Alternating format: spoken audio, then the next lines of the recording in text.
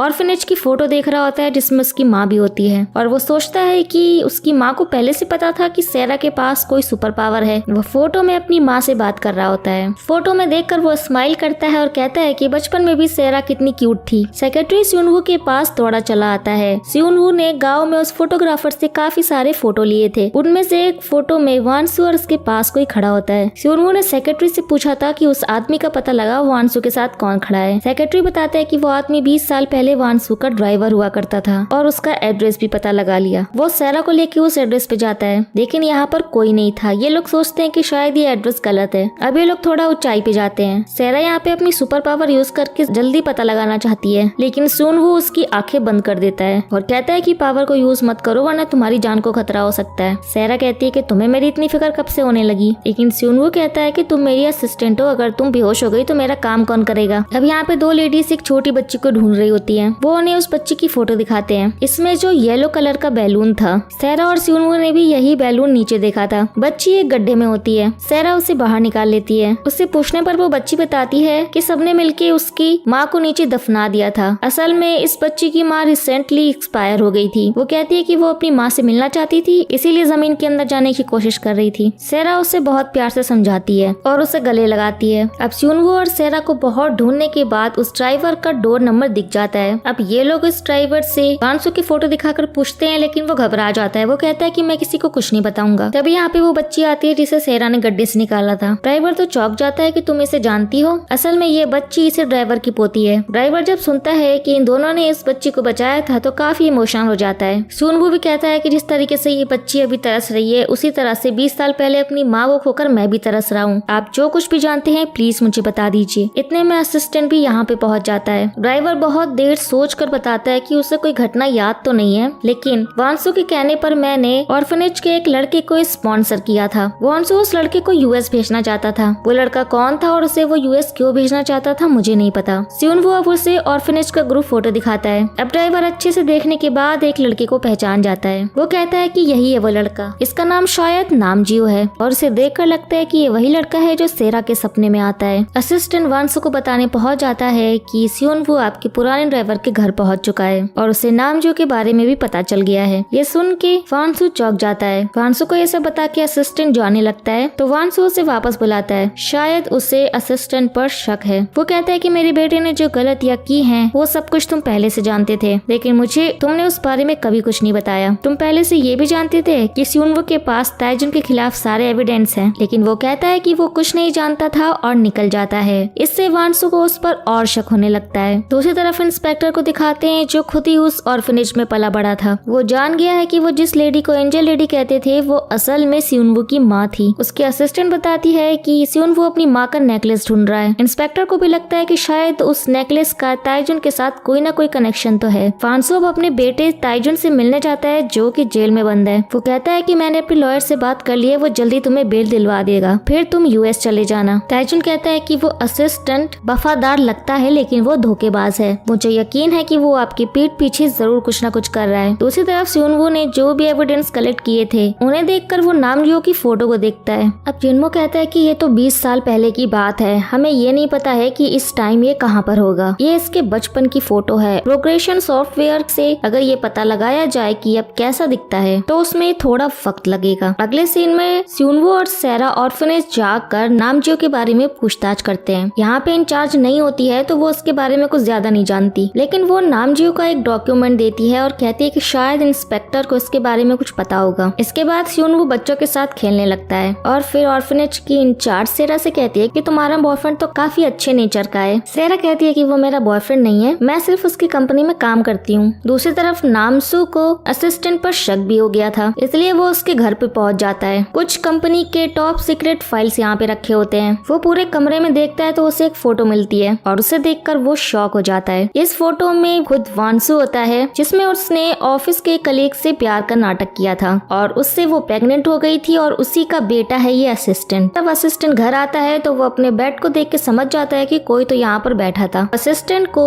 वानसू के ड्राइवर से पता चल जाता है कि वही उसके घर पर आया था। वो पर्दे हटाकर काफी सारी फोटोज देखता है और यहाँ पे हम देख पाते हैं कि वो वानसू का ही बेटा है। दूसरी तरफ जिन वो नामजो की फोटो को प्रोग्रेशन सॉफ्टवेयर के जरिए देख रहा होता है कि वो अब कैसा दिखता है। और जिनमो यहाँ पे स्यूनवू से ये भी कहता है कि अगर तुम सच में सेरा से प्यार करते हो तो उसे प्रपोज कर दो। स्यूनवू उसे डांट देता है कि चुपचाप काम करो। इसके बाद वानसू असिस्टेंट से कहता है कि ताइजुन को बेल मिलने वाली है और उसके सारे फाइल डिस्ट्रॉय कर दो ताकि मैं उसे जल्द से जल्द यूएस भेज दूं, खास करके वो फाइल्स जो तुम्हारे घर में हैं। वानसू उससे कहता है कि तुम अपना सारा सामान लेके मेरे घर आ जाओ, हम एक साथ रहेंगे तो सब ठीक हो जाएगा। ये सब सुन के असिस्टेंट को काफी अजीब लगता है। अब सेरा और स्यूनवू एक स्कूल में जाते हैं जहाँ पे 20 साल पहले नामज्यू पढ़ा करता था। तो प्रिंसिपल फोटो देखकर बता देते हैं कि ये काफी स्मार्ट बच्चा था, लेकिन अचानक एक दिन वो स्कूल छोड़ के चला गया। 10 साल के बाद मैंने उसे फिर देखा, लेकिन उसका लुक ही बदल चुका था और उसने अपना नाम भी बदल लिया था। वो उसका नया नाम सोच रहा होता है और दूसरी तरफ जिनमो ने उसका प्रेजेंट चेहरा देख लिया था। वो स्यूनवू को बता देता है और यहाँ स्यूनवू भी जान गया था कि वो कौन है। नामज्यू कोई और नहीं, असिस्टेंट ही है। फिर हम नामज्यू को देखते हैं जो कि ताइजुन की जगह पर उसकी कुर्सी पर बैठा है जहाँ पर वो पहले से आना चाहता था। दूसरी तरफ इंस्पेक्टर को नामज्यू के बारे में कुछ याद आता है। स्यूनवू की माँ उससे बात कर रही थी तो उसने नामज्यू से कहा था कि तुम फिक्र मत करो, तुम्हारे पिता जरूर आएंगे। स्यूनवू ऑफिस में आके असिस्टेंट को उसके ओरिजिनल नाम से पुकारता है। वो कहता है कि मेरी माँ की खून के बाद ही तुम पढ़ाई करने यूएस गए थे और वानसू ने तुम्हें स्पॉन्सर किया था, तुम उसी के लिए काम कर रहे हो। असिस्टेंट कहता है कि मुझे भी अपने पास्ट के लिए बहुत दुख है। जब मैं छोटा था तो मेरी माँ गुजर गई और मुझे ऑर्फनेज में डाल दिया गया। मुझे दिलासा देने वाली सिर्फ और सिर्फ तुम्हारी माँ थी, लेकिन फिर उनकी मौत हो गई और जब वानसू को ये बात पता चली तो उन्होंने मुझे स्पॉन्सर करके यूएस भेज दिया और मेरी पढ़ाई का सारा खर्चा भी उठाया। वो निराश होकर अपनी टीम के पास वापस आता है और कहता है कि मुझे नामज्यू की बातों से तो कुछ खराब नहीं लगा, लेकिन शायद वो कोई बात छुपा रहा है। दूसरी तरफ नामज्यू जाके वानसू को सब सच बता देता है कि वानसू ने उससे क्या क्या पूछा, लेकिन स्यूनवू को ये नहीं पता था कि वो असल में वानसू का बेटा है। इसके बाद सेक्रेटरी स्यूनवू को एक इनविटेशन देता है। सेरा भी वहाँ पे इनवाइट होती है और हम उस फंक्शन को देखते हैं जहाँ पे बड़े बड़े लोग आते हैं और ऑर्फनेज को डोनेशन देते हैं। वानसू सेरा से कहता है कि तुम ऑर्फनेज में पड़ी बली हो और अब स्यूनवू के आगे पीछे घूम रही हो। सेरा को उसकी बातों में कुछ तो अजीब लगता है। वानसू उससे अजीब से अजीब सवाल करता रहता है। तभी स्यूनवू का सेक्रेटरी देख लेता है, उसे बताता है। तभी वानसू अनाउंसमेंट करने चला जाता है। सेरा को स्टेज पे बुलाता है और उसकी इंसर्ट करने लगता है कि ये ऑर्फनेज में बड़ी हुई है और इसने मेरी ही कंपनी को ज्वाइन किया और इसने मेरे बेटे के खिलाफ काम किया है। वो खुद आप सबको अपने बारे में बताएगी और वो उसको माइक पकड़ाता है। तभी यहाँ पे स्यूनवू आ जाता है और कहता है कि शायद मिस्टर वानसू ये जानना चाहते हैं कि मैंने सेरा को काम पे क्यों रखा है। अब वो उसके रेज्यूमे के बारे में बताने लगता है कि वो कितनी एक्सपीरियंस्ड है और कहता है कि अपने एक्सपीरियंस के बारे में वो खुद बताएगी। अब सेरा अपने एक्सपीरियंस के बारे में बताती है कि वो क्या क्या काम कर चुकी है। स्यूनवू कहता है कि अब आप ही बताइए, जो लड़की इतनी एक्सपीरियंस हो मैं उसे काम ना दूं तो और क्या करूं। इस तरीके से वो सेरा की तारीफ करता है और सब लोग उसके लिए तालियां बजाते हैं। लेकिन बाद में भी वानसू सेरा को नीचा दिखाने से बाज नहीं आता। तभी स्यूनवू वानसू से कहता है कि ठीक है, सेरा के पेरेंट्स नहीं है इसलिए वो तमीज नहीं जानती, लेकिन ताइजुन के पिता तो आप है ना, तो वो जेल में क्यों है? क्या आपने उसको तमीज नहीं सिखाई? इस तरीके से वो वानसू को इंसल्ट करके और सेरा का हाथ पकड़ के चला जाता है और वानसू काफी शराब पीता है और वो असिस्टेंट पे काफी चिल्लाने लगता है। उसकी बात नहीं मानता। वो कहता है कि मैंने आपके लिए कितना कुछ किया, लेकिन आप सिर्फ ताइजुन को अपना बेटा मानते हैं और सिर्फ उसी के बारे में सोचते हैं। फिर फ्लैशबैक में देखते हैं कि वानसू ने स्यूनवू की माँ को धक्का दिया था और वो नीचे गिर के मर गई थी और इस बात का गवाह नामज्यू था। अब वानसू ने उससे कहा था कि जो लोग मेरे काम नहीं आ सकते उन्हें जिंदा रहने का हक नहीं है। अगर तुम मेरे काम आओगे तो मैं तुम्हें स्पॉन्सर करके यूएस भेजूंगा, तुम्हारी पढ़ाई का पूरा खर्चा उठाऊंगा। वो कहता है कि वो उनसे बहुत प्यार करता है और प्लीज मुझे समझने की कोशिश कीजिए, लेकिन वानसू चिल्ला देता है कि वो उसका पिता नहीं है। असिस्टेंट अपने घर जाके तोड़फोड़ मचाने लगता है। वो काफी गुस्से में होता है। अगले दिन वो स्यूनवू से मिलने जाता है और उसे सच बता देता है कि उस दिन उसकी माँ का खून वानसू ने किया था। वो उसके सामने बैठ जाता है। स्यूनवू को बहुत गुस्सा आ रहा होता है। असिस्टेंट कहता है मुझे माफ कर दो, मैं सबको बताने वाला था, लेकिन वानसू ने मेरी लाइफ सुधारने का वादा किया था, मेरी मदद की थी उन्होंने, इसलिए आज तक मैंने किसी को कुछ नहीं बताया। लेकिन अब वो बदल गए हैं और उन्हें रोकने के लिए मेरे पास कोई और रास्ता नहीं था। बाहर खड़ी सेरा भी ये सब सुन लेती है। स्यूनवू बहुत गुस्से में होता है और वो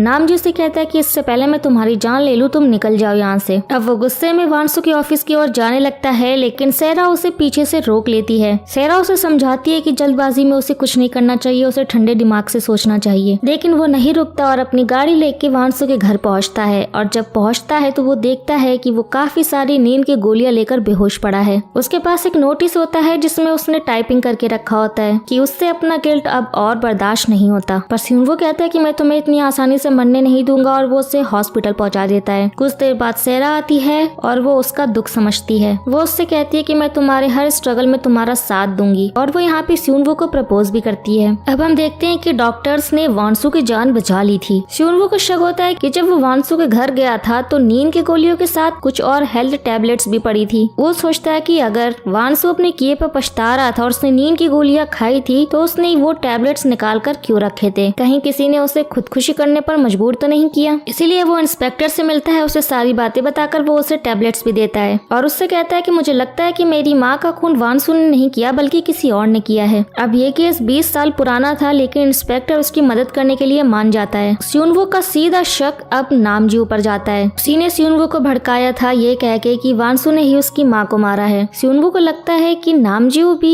वानसू का ही बेटा है, उसे अपने बेटे का हक नहीं मिला इसीलिए उसने उसे वानसू के खिलाफ भड़काया। अपना शक दूर करने के लिए वो अपने सेक्रेटरी को एक काम देता है। वो कहता है कि कुछ ऐसा करो जिससे नामजू को यकीन हो जाए कि मुझे उस पर शक है, क्योंकि सेक्रेटरी को जासूसी करते देखकर वो अपने बचाव में जरूर कुछ करेगा। इसीलिए सेक्रेटरी नामजू के ऑफिस में जाके उसके बाल कलेक्ट करने लगता है और ऐसा सब कुछ सेटिंग करता है कि नामजू को शक हो जाए कि कोई उसके कमरे में आया था। नामजू यहाँ पे पहुंच जाता है और स्यूनवू का सेक्रेटरी जानबूझ के उसके सामने से निकलता है। स्यूनवू जैसा चाहता था बिल्कुल वैसा ही होता है। अब स्यूनवू, सेरा, जिन्मो और किम आउटिंग के लिए जाते हैं। अब हम एक प्रोफेशनल किलर को देखते हैं जिसे नामजू ने सुपारी देकर स्यूनवू को मारने के लिए कहा था। तभी स्यूनवू को इंस्पेक्टर का कॉल आता है और वो थोड़ी दूरी पे चला जाता है। जिन्मो भी उसके पीछे जाता है। इतने में कातिल स्यूनवू पर हमला करता है और ये दोनों मिलकर उसका मुकाबला करते हैं। लेकिन तभी सेरा जूम करके देख लेती है कि स्यूनवू पर कोई हमला कर रहा है। तभी हम यहाँ पे नामजू को भी देखते हैं जो उन पर नजर रखे हुए होता है। अब सेरा नामजू की आंखों को जूम करके देखती है तो उसकी एक आंख ब्लू कलर की होती है। सेरा को रियलाइज हो जाता है कि उसके सपनों में जो लड़का आता है वो यही है। अब सेरा अपने उस सपने का मतलब समझने लगती है, क्योंकि स्यूनवू की माँ का खून वानसू ने नहीं किया था बल्कि नामजू ने किया था। सच जानकर सेरा शॉक में बेहोश हो जाती है और यहाँ पे ये कातिल जिन्मो और स्यूनवू दोनों को मारने वाला होता है। लेकिन तभी पुलिस कार की आवाज आती है और वो भाग जाता है। फिर सेरा को होश आता है और वो उसे सब बता देती है कि उसकी माँ का खून असल में नामजू ने किया है और पता चलता है कि सेरा ने नामजू को स्यूनवू की माँ का खून करते हुए देखा था। तब उसने अपने सुपर पावर को बहुत ज्यादा यूज किया था। कातिल का चेहरा देखने की कोशिश करते हुए वो बीमार पड़ गई थी, जिसकी वजह से वो उस घटना की याददाश्त खो चुकी थी। लेकिन फिर भी उससे अक्सर सपने आते रहते थे लेकिन वो समझ नहीं पाती थी। अब ये लोग सेरा को सीक्रेट बेसमेंट में आराम करने के लिए छोड़ के चले जाते हैं। वो नामजू के घर पहुंचते हैं लेकिन वो घर पे नहीं होता और ना ही कोई एविडेंस होता है। लगता है उसने सब कुछ मिटा दिया। सीसीटीवी फुटेज चेक करने पे पता चलता है कि नामजू स्यूनवू के ऑफिस गया है। बहुत देर के बाद भी वो बाहर नहीं निकला तो वो जरूर बेसमेंट में गया होगा जहाँ पे सेरा आराम कर रही है और नामजू बेसमेंट में ही पहुंच जाता है। यहाँ का सेटअप देख के तो वो चौंक ही जाता है। वो सीधे सेरा के पास पहुँचता है। वो सेरा का गला दबाने लगता है। सेरा उससे कहती है कि तुम बच नहीं पाओगे, सब जान चुके हैं कि तुम कौन हो। नामजू खुद को बचाने के लिए सेरा को किडनैप करके ले जाता है। वो स्यूनवू को कॉल करके कहता है कि सेरा को बचाना चाहते हो तो मेरी बताई हुई जगह पर आ जाओ। स्यूनवू भी उसकी बताई हुई जगह के लिए निकल जाता है। नामजू सेरा को एक कमरे में बांध के रखता है और उसके गले में बॉम्ब भी फिक्स कर देता है। नामजू को देखते ही स्यूनवू उसे लगातार पीटने लगता है, लेकिन तभी वो एक रिमोट दिखाता है और अपने मोबाइल पे लाइव वीडियो दिखाता है। अब नामजू यहाँ पे स्यूनवू को काफी पीटने लगता है। फिर वो बताता है उसे कि उसने उसकी माँ का खून क्यों किया था। वो कहता है कि वानसू, जो कि स्यूनवू के पिता की कंपनी में बहुत से घोटाले कर चुका था, उसके बारे में स्यूनवू की माँ को पता चल गया था। वो उसके पिता को ये सब बताने जा रही थी लेकिन वानसू ने उसे रोका, जिस वजह से वो नीचे गिरी और जिससे चोट लगने की वजह से बहुत खून बह गया। तब वहाँ पे नामजू आया और वानसू ने उससे कहा कि अगर तुम चाहते हो कि मैं तुम्हें अपना बेटा मानूं तो तुम्हें मेरे लिए एक काम करना पड़ेगा। तुम इसकी बॉडी को ठिकाने लगा दो, फिर मैं तुम्हें स्पॉन्सर करके यूएस भेज दूंगा। ये कहकर वो चला गया था। फिर नामजू ने देखा कि स्यूनवू की माँ मरी नहीं थी। वो चाहता तो उन्हें बचा भी सकता था, लेकिन अगर वो ऐसा करता तो वानसू उसे यूएस नहीं भेजता और उसने खुद ही उसकी माँ को बेरहमी से मार डाला। अंदर सेरा को दिखाते हैं जो किसी तरह से अपने हाथ पैर खोल लेती है। अपने सुपर पावर को यूज करके थोड़ा थोड़ा देख पाती है। वो चलने की कोशिश करती है तो गिर जाती है, जिसकी वजह से उसके बॉम्ब का कैप निकल के गिर जाता है और अब बॉम्ब फट सकता है कभी भी। लेकिन सेरा आईने में अपने सुपर पावर को यूज करके बॉम्ब के वायर्स को जूम करके देखती है और उसमें से सही वायर काट के बॉम्ब को डिफ्यूज कर देती है। स्यूनवू काफी गुस्से में होता है। वो नामजू को मारने की कोशिश करता है लेकिन वो उसे धमका रहा होता है। अब वो स्यूनवू की जान लेने ही वाला होता है, लेकिन पीछे से सेरा उसके सर पे कुछ मारती है। अब यहाँ पे पुलिस आ जाती है लेकिन इनके पास कोई भी सबूत नहीं है कि नामजू ने ही स्यूनवू की माँ को खून किया है। लेकिन सेरा कहती है बेसमेंट में जब नामजू वहाँ पे आया था तो उसने चुपके से एक माइक ऑन कर कर दिया था। उसने वहाँ पे अपनी पूरी हिस्ट्री बता दी थी और सेरा की वजह से यहाँ पे वो सबूत भी मिल जाता है। पुलिस उसे अरेस्ट करके लेके जाती है। अगले दिन हर न्यूज चैनल पर 20 साल पुराने इस केस के बारे में न्यूज चल रही होती है। अब सियोन वो खुद ताइजुन को बेल दिलवा देता है क्योंकि नामजू और वानसू के क्राइम के मुकाबले में उसका क्राइम कुछ भी नहीं है और जो कुछ भी हुआ वो ताइजुन को सब बता देता है। ताइजुन चौंक जाता है ये सुन के कि नामजू उसका भाई है। अब वो उसको औरा के बारे में भी सब बताता है कि वानसू ने ही उस नर्स को पैसे दिए थे कि वो उसका अबॉर्शन करा दे, लेकिन नर्स का दिल नहीं माना, वो ऐसा काम नहीं करना चाहती थी। इसीलिए जब औरा का बच्चा पैदा हुआ तो नर्स ने किसी और के मरे हुए बच्चे को उसके पास रख दिया और फिर तुम्हारे बच्चे को ऑर्फनेज में छोड़ दिया। लेकिन फिलहाल औरा ने अपने बच्चे को ढूंढ लिया है और वो सेफ है। वो उसे उस बच्चे की फोटो भी दिखाता है जिसको देख के ताइजुन थोड़ा इमोशनल हो जाता है। वो सोचता है कि उसके पिता इतना कैसे गिर सकते हैं। अब ताइजुन अपने पिता से मिलने हॉस्पिटल में जाता है जहाँ पे वानसू कुछ भी बोल नहीं सकता था। वो उससे कहता है कि आप मेरे साथ ऐसा करेंगे, मुझे इस बात पर बिल्कुल भी यकीन नहीं होता, लेकिन अब मैं अपने बेटे को ढूंढने जा रहा हूँ और आपका मेरा और कोई रिश्ता नहीं है। असल में ताइजुन दिल का बुरा नहीं था, लेकिन अपने पिता की वजह से ही वो बुरे काम करता रहता था। दूसरी तरफ नामजी को भी पता चल जाता है कि उसके खिलाफ सबूत मिल गया है तो अब कोई उसको बचा ही नहीं सकता। जिन्मो को दिखाते हैं जिसके पास बहुत सारे केसेस आने लगते हैं क्योंकि उसने 20 साल पुराने केस को जो सॉल्व कर दिया था। अब सियोनवू सेरा को एक रेस्टोरेंट में लेके जाता है और उसके लिए उसका फेवरेट फूड ऑर्डर करता है और उसे अपनी माँ की एक चेन पहनाता है और उससे शादी के लिए प्रपोज कर देता है। सेरा हाँ कर देती है और अगले ही दिन सियोनवू उसे अपनी माँ की कब्र पे लेके जाता है। यहाँ पे दोनों काफी इमोशनल हो जाते हैं। दूसरी तरफ हम देखते हैं कि जिन्मो ने किम को इम्प्रेस करने के लिए एक गाड़ी ली थी, लेकिन उसको एक लेटर मिलता है और उसकी गाड़ी गायब होती है जिसमें सियोनवू ने लिखा था कि वो सेरा को ड्राइव पर लेके जा रहा है और वो कहता है कि मैंने तुम्हारे और किम के लिए पेरिस की टिकट बुक किए हुए हैं, जाओ और एंजॉय करो। और अब सेरा और सियोनवू की हैप्पी एंडिंग के साथ इस सीरीज की भी एंडिंग हो जाती है। सो गाइस, ये वीडियो आपको कैसा लगा हमें कमेंट करके जरूर बताइएगा। वीडियो को लाइक और चैनल को सब्सक्राइब करना बिल्कुल भी ना भूले। तो अब मिलते हैं नेक्स्ट वीडियो में, तब तक के लिए take care and tata bye bye.